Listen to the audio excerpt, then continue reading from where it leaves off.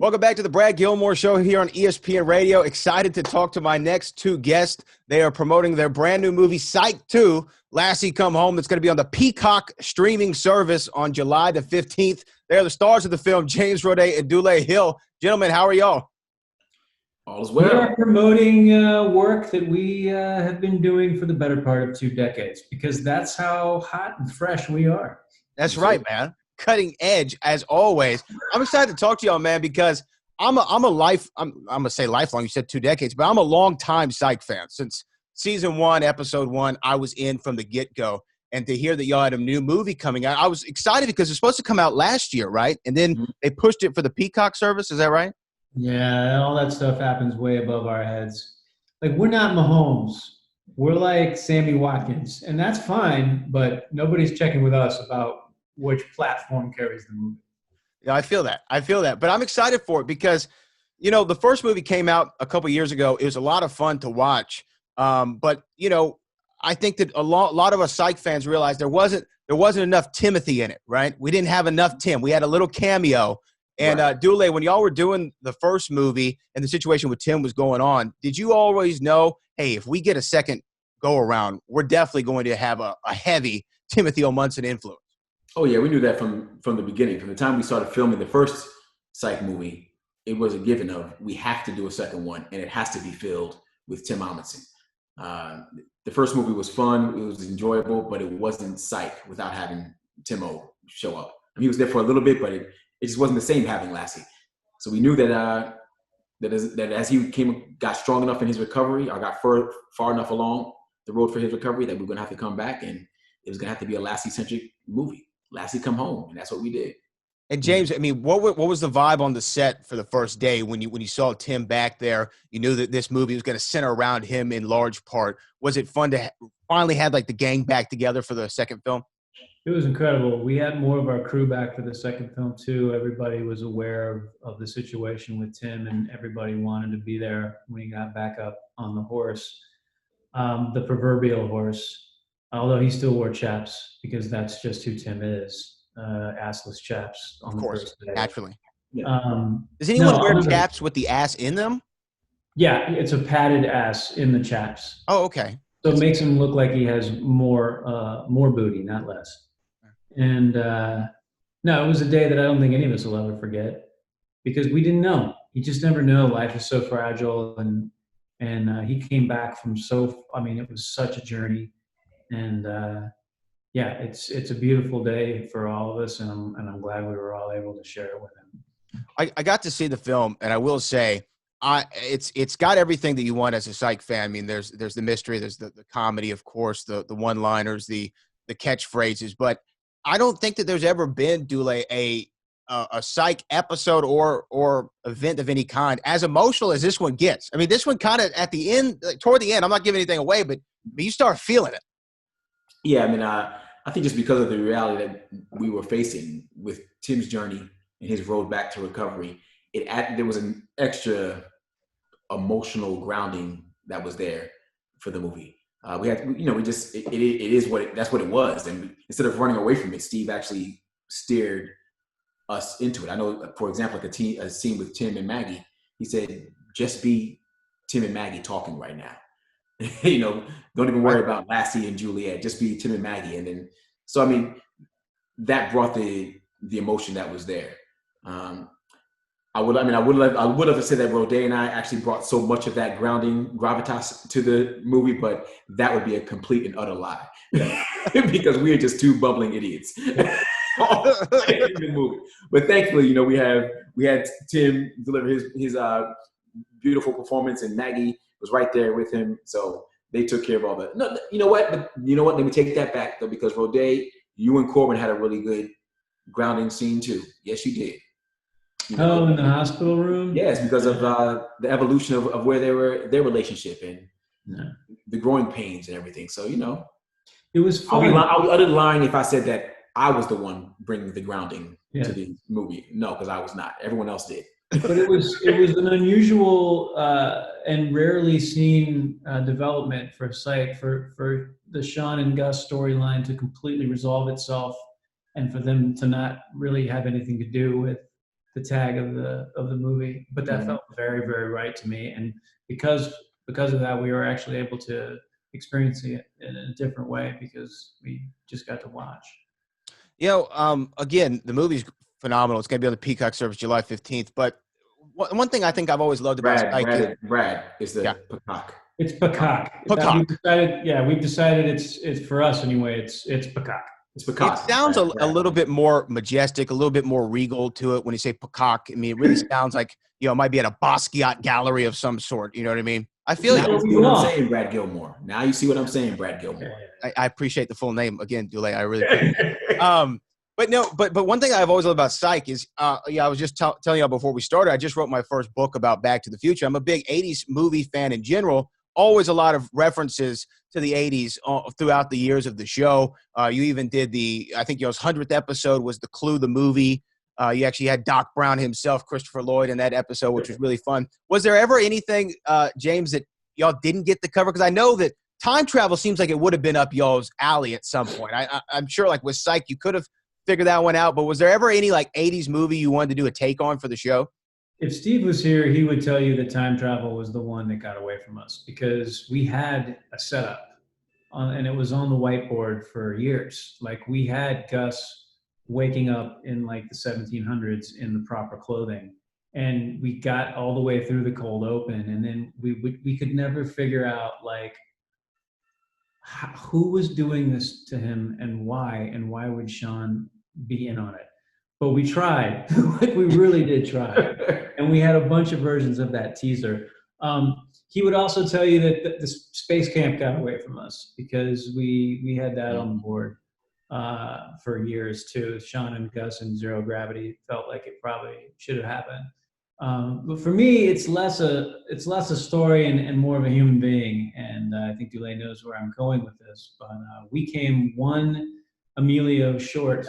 One Emilio short. Having the entire cast of the Breakfast Club on the series, and it remains a hole that has not been filled. Emilio. There's Psych 3. Come on, Emilio. I mean, I don't know why he's fighting it so hard. It would take so much less energy to just give into it. Just say yes. Yes, Emilio. It's easy. And there's always a third Psych movie, right? Like we're going to be doing that, right? We're all on board for Psych 3. I would suspect so if enough people find Peacock and watch this one. Yeah, there will be more. Peacock on July the 15th. Excuse me. But I wanted to ask you, Dule. The NBC brass is really loving us right now. I'm sure I'm getting high on their list right now. But the other show I do on the network is with WWE Hall of Famer Booker T, a show called The Hall of Fame. And I know in the history of Psych, y'all being on the USA Network, there's been a lot of crossover with the WWE over the years. You had John Cena in some of the shows, Charlotte Flair, Stacy Keibler, Big Show Miss.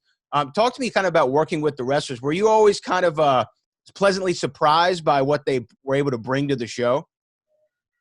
For me, I would say I actually was pleasantly surprised.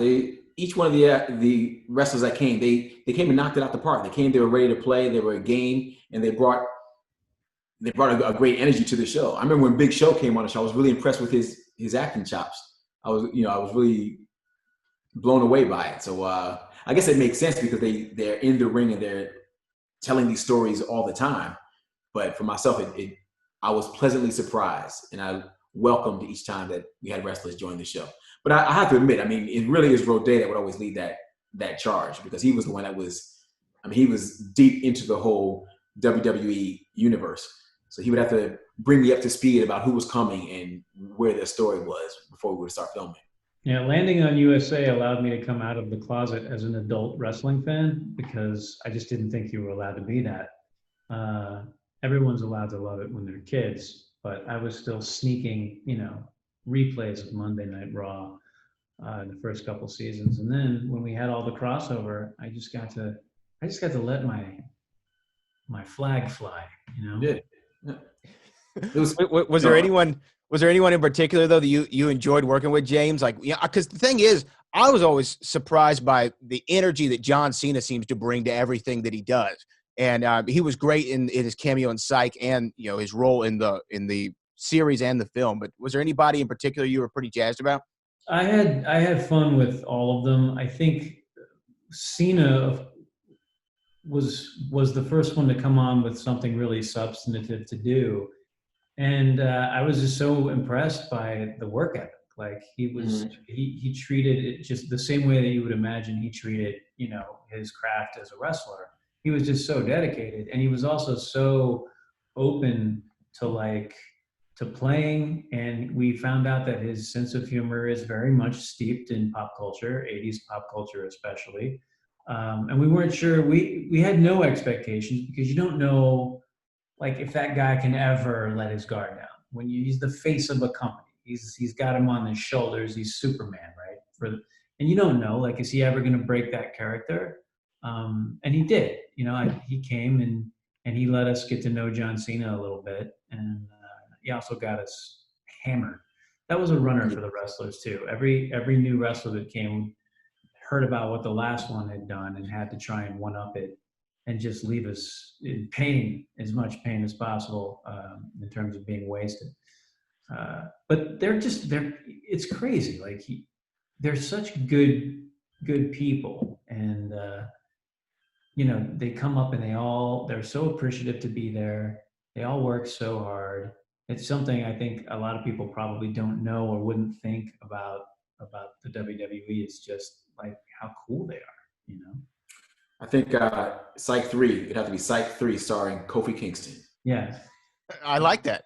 Bring the pancakes to the party, really make a big deal out of it. No, I think that you're right. It's always fun to talk to, people who experience that industry and then kind of walk away with a new appreciation for it. But I got to ask y'all this, because again, Psych 2, Lassie Come Home on Peacock on July 15th. I'm sticking to it. You got to really commit to the bit. But I had Corbin on the show, Corbin Burnson, a few months back, and it was right after, I'm based in Houston. It was right after the whole Astros cheating scandal went down. And I thought, and I just want to get y'all's feedback on this. What a great idea it would be if they ever do a proper Major League 3. I'm not talking back to the minors. I'm talking like legit Major League 3. The Indians win the championship. They win the pennant. They win the World Series. But then we find out that they cheated. And so they fire the whole staff. And the only way they can ingratiate themselves back to the community and baseball at large is bring back Rick Vaughn. Bring back Corbin. Bring everyone back. I think this is a great idea. And y'all are the movers and shakers in Hollywood. I think we can get this going. Do you like this idea, James? Yeah, it's a good way back in, because it's usually so contrived what they come up with when you're down the road with sequels and you want to get the original cast members back. A lot of times it's like bad cameos. But if you could build it into the story where it's like the fans have turned their noses up on their own team and reminding them about their heyday, about the most magical season they ever had is the only way to sell tickets, that's a pretty great way in. See, I have ideas. I do. Yeah, I have ideas. I'm excited about it. Storyteller. You're a storyteller, man. It's behind the wall. You're just right there. It's right behind you. It's right there. Again, I appreciate y'all coming on. And before we go, Dule, back to you for a second. When people watch this film and they take in the story as a whole, what do you hope that people walk away with it from? Because the Psych has always been about just a lot of fun, but this one has a deeper message to it. Do you hope that people take that away? I mean, really, truly, I hope that people take away 2 hours of laughter, joy, and fun. There's so much going on in the world right now, so much stress on the mind, on our bodies, on our lives as a whole, that if you can get together with your family and just escape for 2 hours and really laugh out loud, that's all I ask for in terms of this movie. Seeing the Psych family back together again, hopefully getting together either by yourself or with friends and family that you are social distancing with, and then and just have a good laugh. I mean, just with what is happening right now, we don't have enough time to laugh. I think in life, you've got to have a time to do all things. And when Psych comes out July 15th, it's going to be a time to laugh. So get ready. James, same question to you. Do you echo Dule's sentiments on that one? 100%. And I would also just say, I think there's a little room left over to be inspired. If you've gone through anything close to the trauma that Tim has fought back from, he's living proof that you can come back.